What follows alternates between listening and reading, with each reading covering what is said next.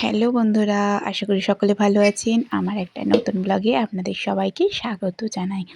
আজকে সকালবেলা উঠে জানু ওঠার আগে আমি তাড়াতাড়ি করে উঠে আম রান্নাবান্না করে নিয়েছিলাম। আর একটু ঠান্ডা ঠান্ডা ওয়েদারটা ছিল, সকালবেলা ভোরবেলার দিকে বৃষ্টি হয়েছিল, তার জন্য একটুখানি চা খাওয়ার মনটাও লাগছিল। আমি সাধারণত চা খাই না, আমাদের বাড়িতে অতটা চা হয় না, কিন্তু আমার বর আসলে দুধ চাও খায়, তো ওর জন্যই করি চা। তো আজকে একটু র চা খেতে মন চাইলো, তো করে নিলাম। আর সকাল সকাল একটু যে ঘুম ঘুম ভাবটা সেটাও চলে গেল। দেখুন চারদিকে পুরো বৃষ্টি ভেজা ভেজা রাস্তা। আর আমি তাড়াতাড়ি করে রান্নাটা করে নিলাম, কারণ কেননা একবার জান উঠে গেলে রান্না করা খুব মুশকিল হয়ে যায়। আমি ঠাকুরের সেবার জন্য ভোগ করে নিয়েছি, ভাত আর বাঁধাকপির তরকারি, তার সাথে আমি মাশরুম ভাজা করে নিয়েছি, যেটা আমি খাবো, ঠাকুরকে ভোগ দেবো না। আর আমি এখন বুঝতে পারি যে মা থাকলে কতটা ভালো হতো।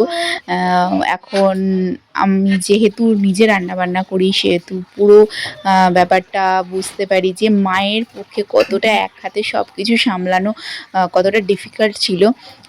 যেহেতু আমাকে এখন সামলাতে হচ্ছে, কিছু করার নেই, মায়ের শরীর অসুস্থ, মা এখন নেই, আমাকেই সব কিছু সামলে সব কিছু আমাকেই দেখতে হচ্ছে।